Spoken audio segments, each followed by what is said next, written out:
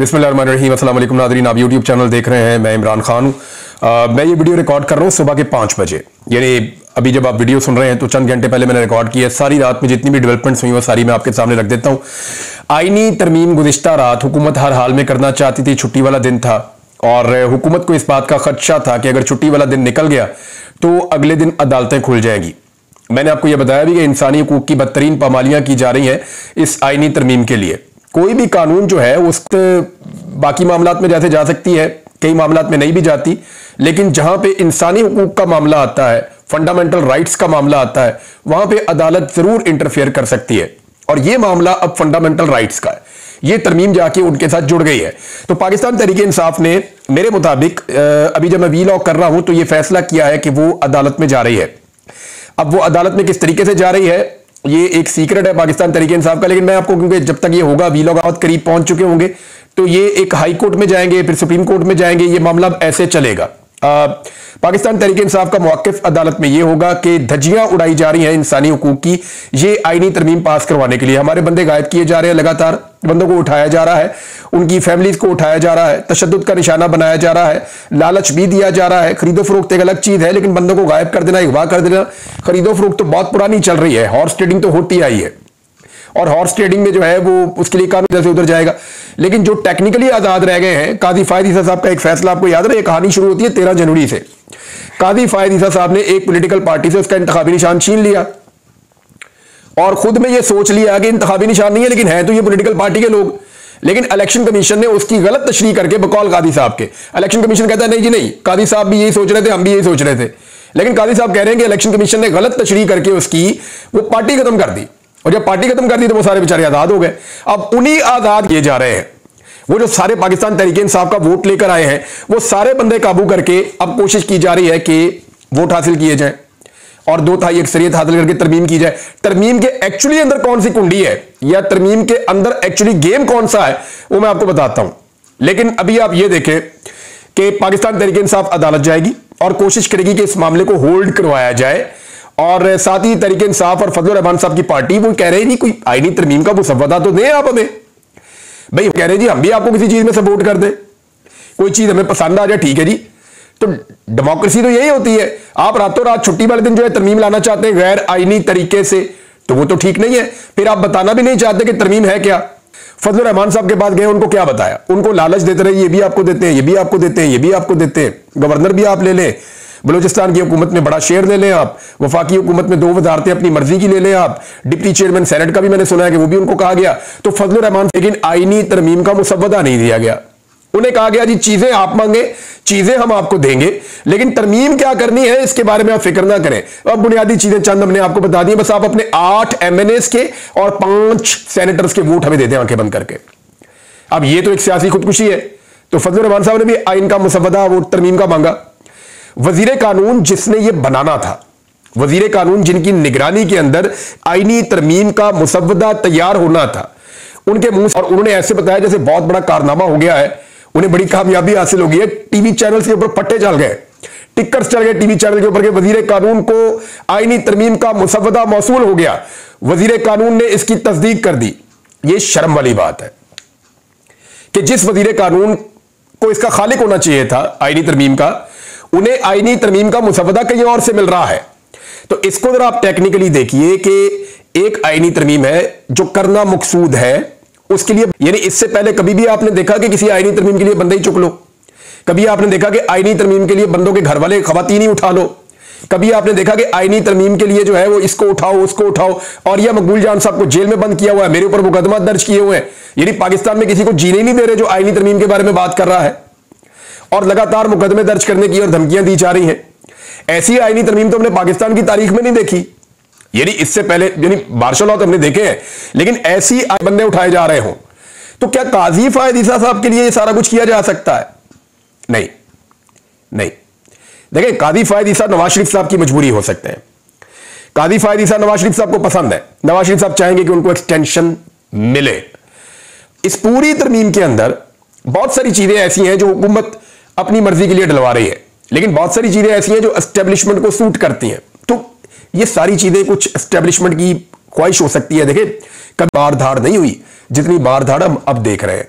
और इस कानून का सिर्फ एक नुक्ता है जहां पे जाके लॉक लगा हुआ है, और कोई लॉक नहीं है। बेशुमार चीजें इस कानून के अंदर होती हैं, हो नहीं होती, ना हो, कोई फर्क नहीं पड़ता। एक नुक्ता है कि मुद्दते मुलाजमत में इजाफा करना, यानी ये एक नुक्ता है जो सब चाहते हैं कि ये किया जाए, जिससे मुद्दते मुलाजमत में इजाफा हो जाए। और मुद्दते मुलाजमत में जो इजाफा होगा सरकारी अफसरान की, उसमें जजेस भी शामिल होंगे, ब्यूरोक्रेट्स भी शामिल होंगे, फौज वाले भी शामिल होंगे, नेवी वाले भी शामिल होंगे, एयरफोर्स, तमाम लोगों की मुद्दते मुलाजमत बढ़ जाएगी। यानी वो अपनी रिटायरमेंट की एज पे, यानी जिस दिन वो रिटायर होने लगे हैं वहां से 3 साल उनको मजीद मिल जाएंगे। तो इससे बहुत सारी और गेम जो है वो खुल के आपके सामने आ गई है। तो एक्चुअली अनवारुल हक काकड़ का और सरफराज भुट्टी का वहां जाना ये खास किस्म का इशारा करता है। गौर कीजिए ना, शहबाज शरीफ साहब गए, जरदारी साहब पहले जाके मिले, बिलावल वहां पे गए, बार बार इसाक, मोहसिन नकवी तो नुमाइंदा गवर्नमेंट कहती है हमारे नहीं है, वो ये कहते हैं कि ये तो हमें दिए गए हैं तोहफे के तौर पे, और शुक्र है वो वजीर आजम पाकिस्तान बनने का उन्होंने फैसला नहीं किया, वरना वो वजीर आजम पाकिस्तान भी बन जाते। तो मोहसिन नकवी जो है वो इस वक्त बड़ी खास पोजीशन में है। उनका बार बार जाने का मतलब यह है कि हुकूमत से ज्यादा किसी और को जल्दी है। और एक चीज आप और ध्यान में रखने अपने, कि इस वक्त ये जो कानून साजी है इसमें फजलुर रहमान साहब की कुंडी एक ही जगह पे फंसी हुई है। यानी जहां पे ब्रेकें लगी हुई है वो पॉइंट ये है कि फजलुर रहमान साहब कह रहे हैं उम्र की हद नहीं बढ़ानी चाहिए। काम करने की कोशिश की गई थी परवेज मुशर्रफ साहब के दौर में, जब सबने मुखालफत की थी, पीपल्स पार्टी ने, पीएमएल ने, फजलुर रहमान ने, सबने मुखालफत की थी तो नहीं हो पाया था। अब यही काम दोबारा करने की कोशिश की जा रही है इस दौर में, पीडीएम सरकार में, पीडीएम 2 सरकार में। और फजलुर रहमान साहब अब इसका हिस्सा कैसे बन सकते हैं, जबकि वो फ्लोर ऑफ द हाउस खड़े होकर ये कह चुके हैं कि ये नहीं होना चाहिए। फजलुर रहमान साहब ने हुकूमत से शिकवा किया, और दूसरी तरफ से मेरे पाकिस्तान तहरीक इंसाफ के जो लोग आए थे उनको भी शिकवा किया कि जी मेरे ऊपर दबाव डालने के लिए तो मुझे बाहर से फोन करवाए जा रहे हैं। यानी जो दोस्त ममालिक हैं वहां से कहीं से फजलुर रहमान साहब पे, क्योंकि वो एक मजहबी शख्सियत है, तो हमारे जो दोस्त बरादर इस्लामी ममालिक हैं वहां फजलुर रहमान साहब के ताल्लुकात तो है ना, तो वहां से भी कहा गया कि जरा मेहरबानी करें इनके ऊपर। लेकिन फजलुर रहमान साहब ने वो प्रेशर भी ले लिया और ये नहीं किया। ये सारी जल्दबाजी जो है वो एक मखसूस सूरत-ए-हाल के लिए है। अगर ये कानून साजी 1 महीना 1.5 महीना आगे चली जाती है तो शायद हुकूमत इसके ऊपर इतनी तवज्जो दे भी ना, हो सकता है 2 हफ्ते 3 हफ्ते आगे चली जाए, फिर भी शायद हुकूमत इसके ऊपर ज्यादा तवज्जो ना दे। फौरन करना चाहती है और इन्हीं चंद दिनों में करना चाहती है, और ये वीकेंड हुकूमत ने चूज किया था इसलिए कि अदालतें खुलने से पहले पहले हम अपनी कार्रवाई डाल दें। अब वकला भी खड़े हो गए इसके खिलाफ। यानी जो तरमीम का मुसवदा है वो अब तक फजलुर रहमान साहब के लोग जो आखिरी बयान दे रहे थे वो कहते हैं हमारे पास तो अभी भी नहीं इन्होंने दिया, बल्कि गफूर हैदरी साहब ने यह कहा कि तरमीम का मुसवदा हमें दे, फिर हमें कम से कम उसको स्टडी करने के लिए 1 महीने का वक्त तो दें कि हम उसके ऊपर मुशावरत करें, स्टडी करें, और फिर हम उसके ऊपर करें। तो उन्होंने कहा जी तब तक तो कादी साहब कोई और आ जाएगा, कोई बात नहीं, आईनी तरमीम है, इसमें इतनी जल्दी क्यों है? अगर हुकूमत को ज्यादा जल्दी है तो फिर हमारी सपोर्ट अवेलेबल नहीं है। ये उनके स्टेटमेंट्स हैं मौलाना फजलुर रहमान साहब के बारे में। यू कांट से एनीथिंग, आपको पता नहीं चलता कि वो किस वक्त क्या फैसला कर लें, लेकिन उनके ऊपर उनकी पार्टी का बड़ा दबाव है। दूसरी जानिब आप एएनपी को देखें कि बादशाह खान की सियासत कहां पहुंची, कि एमल वली खान साहब बाकायदा लिख कर अनाउंस कर रहे हैं कि मैं एंटी इमरान था, एंटी इमरान हूं, एंटी इमरान रहूंगा। अब आप अंदाजा करें कि बड़ी सियासत, इतनी बड़ी सियासी विरासत, बादशाह खान का इतना बड़ा नजरिया, उसको किस लेवल पे ले आए कि सिर्फ एक लीडर की मुखालफत के ऊपर इस पार्टी का सरबराह खड़ा। अंदाजा कीजिए आप। और बगैर मुसवदा पढ़े, बगैर आईनी तरमीम का मुताला किए, सिर्फ बी टीम बन के, जो उनको, यानी जो इस वक्त पाकिस्तान के अंदर एस्टेब्लिशमेंट की बी टीम है वो हुकूमत है, और हुकूमत की बी टीम जो है वो पहुंच गए हैं एमल वली खान साहब।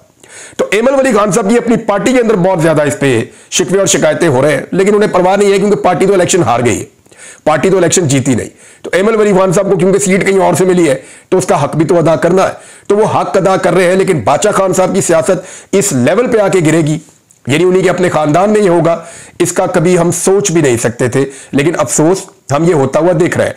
थोड़े दिन पहले इन्होंने क्लेम किया कि मेरा गोल बहुत बड़ा है इसलिए मैंने ये सीट का कड़वा घूंट किया, ये कड़ी मेरा बहुत बड़ा है। तो गोल ये था जनाब का कि बगैर देखे आईनी मुसवदे के ऊपर, वो तरमीम के ऊपर जाकर वोट दे रहे हैं। उनसे तो बहुत बेहतर अख्तर मेंगल साहब ने अपना मौकिफ लिया कि कम से कम मेरे लापता अफराद को आप छोड़ दें, आप मेरे से वोट ले लें। भाई कोई सौदे का मजा तो आया ना। उन्होंने कहा जी मेरे लोगों को रिलीफ दे दें और मेरे से आप वोट ले लें। वैसे तो आप लोग मेरी सुनते नहीं है। बहरहाल ये सिचुएशन है। वकला खड़े हो गए जी। मुनीर मलिक साहब का स्टेटमेंट आया, बहुत बड़ा स्टेटमेंट है। फैसल सिद्दीकी फायद ईसा साहब के हक में होते थे सारे, जब कादी फायद ईसा साहब हॉट वाटर में थे उन्होंने उनका साथ दिया था। ये सारे कह रहे थे कादी फायद ईसा साहब हमारे चीफ जस्टिस है, उनकी इज्जत सर आंखों पे। लेकिन 25 अक्टूबर तक। उन्होंने कहा जी 26 अक्टूबर से हमारे आईनी chief justice of Pakistan justice Mansoor Ali Shah होंगे, हम किसी किस्म की कोई आईनी तरमीम नहीं मानेंगे। ये वकला के पैगामात लगातार आ रहे हैं। बल्कि यह दावा किया मुनीर मलिक साहब ने, उन्होंने कहा जी रेफरेंडम करवा ले, अगर 90 कि हम 26 अक्टूबर को जस्टिस मंसूर अली शाह साहब को चीफ जस्टिस ऑफ पाकिस्तान देखना चाहते हैं तो मैं वकालत छोड़ दूंगा। ये मुनीर मलिक साहब ने, जो सीनियर वकील हैं और इन्होंने बड़ी तहरीक चलाई थी, वकला की आजादी की तहरीक में बहुत बड़ा इन्होंने हिस्सा लिया था, और इस तरह बहुत सारे और वकला हैं, बार्स के अंदर से ये स्टेटमेंट्स आ रहे हैं। नौजवान जो वकला है वो बहुत गुस्से में है। तो अब ऐसा लगता है कि वकला के अंदर भी जैसे जैसे ये मंदरजात सामने आ रहे हैं कि अदलिया, वैसे वैसे वकला के अंदर रिएक्शन पैदा हो रहा है और वहां पे भी एक किस्म की रिजेंटमेंट है। तो छुट्टी वाले दिन तरमीम करवाने का एक मकसद यह भी था कि पीर से अदालतें खुल जाएंगी, वकील मुतहरिक हो जाएंगे, उनकी मीटिंग्स आ जाएंगी, वो आपस में बातें करेंगे, मुशावरत होगी, जो चीजें बाहर आएंगी वो डिस्कस होंगी, जब चीजें डिस्कस होगी तो पोल खुलेंगे, चीजों का पता चलेगा, तो फिर आईनी तरमीम करवाना मुश्किल हो जाएगा। अभी भी डिपेंड करता है फजलुर रहमान साहब पे, क्योंकि आज 12:30 बजे इजलास दोबारा बुलाया गया है। कैबिनेट का इजलास भी मुअख्खर कर दिया गया था, कौमी असम्बली गया था। पहले यह था कि रात 3-4 बजे तक काम चलेगा, सुबह तक, लेकिन फिर वो मुअख्खर हो गया। और अब क्योंकि आज अदालती दिन स्टार्ट हो गया है तो एक नए एडवेंचर का भी सामना करना पड़ सकता है इस हुकूमत को। अनवारुल्लाह काकड़ का और सरफराज बुगटी के जाने का मतलब आप समझें कि ये लोग किस पार्टी से ताल्लुक रखते हैं। ये उसी पार्टी से ताल्लुक रखते हैं जिससे फैसल वाडा ताल्लुक रखते हैं। और एक ही नुकता जिस पे फजलुर रहमान साहब फंसे हुए हैं कि मैं एक्सटेंशन के खिलाफ हूं, मैं उम्र की हद नहीं बढ़ाऊंगा, और यही में हुकूमत चाहती है कि फजलुर रहमान साहब मान जाए। इमरान खान साहब का स्टेटमेंट है वो मैं आपको बताता हूं, लेकिन पहले ये सुन लें कि इलेक्शन कमीशन का इजलास तलब किया और तलब करके उन्होंने ये कहा जी मुशावरत करते हैं कि जो सुप्रीम कोर्ट ऑफ पाकिस्तान से जो एक वजाहत इलेक्शन कमीशन ने मांगी थी, वो जो वजाहती ऑर्डर आया है उसका अब जायजा लिया जाएगा इलेक्शन कमीशन के इजलास में। और भाई इलेक्शन कमीशन को पहले भी समझाया था, आपने जायजे नहीं लेने, आपने फैसले पर अमल दरामद करना है। अगर आपका इतना दर्द है तो जैसी गलतियां आपने की हैं पीछे इलेक्शन में, जिस तरह के आपने ब्लंडर मारे हैं जिसकी वजह से मामला सुप्रीम कोर्ट ऑफ पाकिस्तान में पहुंचा है, ये सारा कुछ तो ना होता। क्योंकि आपका दिमाग कमजोर है या आप गलत फैसले कर रहे थे, इसलिए सुप्रीम कोर्ट ऑफ पाकिस्तान के जजेस ने अक्सरियत के साथ सही फैसला कर दिया है। अब आपने सिर्फ फैसले पे अमल दरामद करना है, इसके ऊपर गौर खौज नहीं करना। अपने दिमाग पे जोर देने की बजाय जो जजेस ने कह दिया आपको वो करना पड़ेगा। जस्टिस मंसूर अली शाह साहब कह चुके हैं, जो जजेस ने कह दिया, जो फैसला आ गया, आपके पास कोई ऑप्शन नहीं है उस पर अमल दरामद करवाने की बजाय। वज़ीर इत्तलात कह रहे हैं जी वसी तर सियासी मुशावरत करनी है, इसलिए जो है आईनी तरमीम में किस चीज पे मुशावरत करनी है। ये वज़ीर कानून ने ना अभी तक मुसव्वदा भी नहीं देखा हुआ आईनी तरमीम का, और वो कह रहे हैं कि उसके ऊपर वसी तर सियासी मुशावरत हो रही है। और भाई आपकी तो इतनी औकात ही नहीं है कि तरमीम का मुसव्वदा आपके हाथ में हो, या आपको पता हो कि उसके अंदर लिखा हुआ क्या मुशावरत करेंगे, यानी उसे क्या कहते हैं, क्या पिद्दी और क्या पिद्दी का शोरबा। तो इस तरह की एक मिसाल दी जाती है। मिसाल दे रहा हूं, मैं पिद्दी नहीं कह रहा किसी को, लेकिन मामला यही है। मामला यही है कि आपको तो पता ही नहीं है तरमीम के अंदर क्या है। आपका वज़ीर कानून अपने मुंह से कह रहा है कि मुझे मुसव्वदा मिल गया, और इतनी खुशी से कि जैसे बहुत बड़ी खुशखबरी वो कौम को सुना रहे हैं। अरकान असेंबली बेचारे सारा दिन बैठे रहे, रात गए, उनको छुट्टी मिली, जी ठीक है उनका हार जाओ, कल आपको दोबारा बुलाएंगे। वो बेचारे कल दोबारा वापस आएंगे। फिर बीच में खबर गायब किए गए हैं। 3-4 लोग इस वक्त कंट्रोल में हैं, हुकूमत के कंट्रोल में, जो सिस्टम है उसके कंट्रोल में 3-4 लोग पाकिस्तान तहरीक इंसाफ के हैं। लेकिन उनमें से भी तहरीक इंसाफ का दावा है कि 2 लोग और धोखा दे जाएंगे हुकूमत को। 1-2 लोगों पे पीटीआई को शक है कि शायद वो पीटीआई के साथ दगा कर दें, लेकिन बाकी लोगों पे उनको यकीन है कि वो पीटीआई को धोखा नहीं देंगे। अगर हुकूमत के कब्जे में है तब भी नहीं देंगे, जब वो असेंबली के अंदर हमें देखेंगे तो वो फ्लोर के ऊपर से क्रॉस करके हमारे पास आ जाएंगे और आकर हमारे साथ बैठ जाएंगे। उनका इंसाफ के लोग कह रहे हैं बार बार। लेकिन मैंने देखा कभी पाकिस्तानियों के कत्ल पे मैंने इस असेंबली को इतना परेशान नहीं देखा, सियासी जमातों को इतना परेशान नहीं देखा, महंगाई पे कभी इतना परेशान नहीं देखा, पाकिस्तान में जो सानेहात हुए उस पर कभी इतना परेशान नहीं देखा, जो असेंबली के ऊपर अटैक किया गया, बिजली बंद करके रात को हमला किया गया और पाकिस्तान के मुकद्दस तरीन ऐवान के ऊपर 25 करोड़ लोगों का ऐवान है, उसके ऊपर अटैक किया गया, उस पर मैंने इनको कभी परेशान नहीं देखा जितना इनको सिर्फ इस एक्सटेंशन के लिए परेशानी है। आप अंदाजा कर लीजिए इनकी तरजीहात और कौम की इज्जत है या कौम का फायदा है, या इनकी तरजीहात सिर्फ अपना जाती मफाद और फायदा है। नाज़रीन, इमरान खान साहब का स्टेटमेंट जो है वो मैं पूरा स्टेटमेंट तो नहीं अब आपको पढ़ के सुना सकता, लेकिन 1-2 चीजें उसमें से मैं आपको बता देता हूं। इमरान खान साहब ने कहा कि इस मुल्क का मुट्ठी भर अशराफिया मुल्क के तमाम निजाम, वसाइल, इक्तदार और ताकत पर काबिज है। इस कब्जा ग्रुप का जब दिल चाहता है आइन की धज्जियां बखेर देता है, जजों को धमकियां देता है, जमहूरियत की अक्कास पार्लियामेंट के तकद्दुस पर हमलावर हो जाता है, अवामी नुमाइंदगान को अगवा कर लेता है, हमारे उठा लेता है। इखलाकियात से आ रही ये माफिया खुद को आइन और कानून से बालातर गर्दानता है। इसी छोटे से तबके, इस अशराफिया ने इस मुल्क को गुलाम बनाकर रखा हुआ है। आज भी अपनी जात के लिए यही सब कुछ किया जा रहा है। सुप्रीम कोर्ट वाहिद इदारा बचा हुआ है, अब इस पर भी हमलावर हो रहे हैं। मुल्क में जुल्म और बर्बरियत का निजाम नाफिज है। तरक्की और ओहदों से नवाजने का पैमाना अदलिया में तहरीक इंसाफ के खिलाफ फैसले और हुकूमत में फस्तायत मिसालें वादे हैं। कादी फायद ईसा, मोहसिन नकवी और हुमायूं दिलावर हैं। कादी फायद ईसा ने हमारे ऊपर जुल्म करने वालों को तहफ़्फ़ुज़ दिया, हमसे हमारा इंतखाबी निशान छीना, इंसानी हकूक की पामालियों के खिलाफ हमारी दरखास्तें नहीं सुनी। इलेक्शन में धांधली पर साबिक कमिश्नर रावलपिंडी ने चीफ जस्टिस और इलेक्शन कमीशन को जिम्मेदार करार दिया था। अब उसी चीफ जस्टिस को दोबारा मुसल्लत करने के लिए फॉर्म 47 की हुकूमत और उसके हैंडलर्स हर मुमकिन हथकंडा अपना रहे हैं। मेरे पाकिस्तानियों, आज अगर आप कादी फायद ईसा की एक्सटेंशन के खिलाफ ना निकले तो फिर मोहसिन नकवी ने सबसे ज्यादा जुल्म हम पर किया। जिले शाह को पुलिस ने तशद्दुद करके कत्ल किया, लाश सड़क पर फेंकी और FIR भी मेरे खिलाफ काट दी। हम पर जुल्म करने के एवज मोहसिन नकवी को वजीर दाखिला और PCB का चेयरमैन बनाया गया। हुमायूं दिलावर की वजह से मैं और बुशरा बीबी आज गैर कानूनी तौर पर पाबंदे सलासल हैं। इसके एवज हुमायूं दिलावर को अरबों मालियत की जमीन तोहफे में दी गई। खैबर पख्तूनख्वा एंटी करप्शन के पास इसके सारे सबूत मौजूद हैं। अब FIA ने खैबर पख्तूनख्वा एंटी करप्शन पर केस कर दिया है। नवाज शरीफ को उन्होंने तो कब का भाग गया होता। मुझे यह ना बताएं कि किस किस के पैसे और जायदादें बाहर हैं। मुझे यह बताएं कि आज इस मुल्क के जो अरबाब इख्तियार हैं, जो इस निजाम के लाडले हैं, इनमें से किसके पैसे और जायदादें मुल्क में हैं। सादुल्लाह बलोच की बीवी और बेटी को उठा लिया गया, इनको शर्म नहीं आती। ये असेंबलियों में घुस गए और पार्लियामेंटेरियंस को पकड़ लिया। ऐसा पहले कभी नहीं हुआ।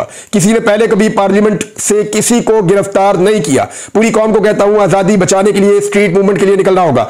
हमारी तहरीक जमहूरियत के लिए जिहाद है। अदलिया देखो, कानून की हुक्मरानी ना होने की वजह से मुल्क में सरमायाकारी नहीं आ रही। पूरी पार्टी तैयार रहे, सड़कों पर आने का जल्द ऐलान करेंगे। याद रखें, हकीकी आजादी के लिए कुर्बानी देना पड़ती है। मैं और मेरी बीवी जेल में है और जेल में रहना हमारे लिए इबादत है। अगर आपको भी जेलें भरनी पड़ती हैं तो इससे दरेग ना करें। अगर आप कुर्बानी नहीं देंगे तो आप और आपकी आने वाली नस्लें गुलाम रहेंगी। अब तक के लिए इतना ही। अपना ख्याल रखिएगा, अपने चैनल का भी। अल्लाह हाफिज।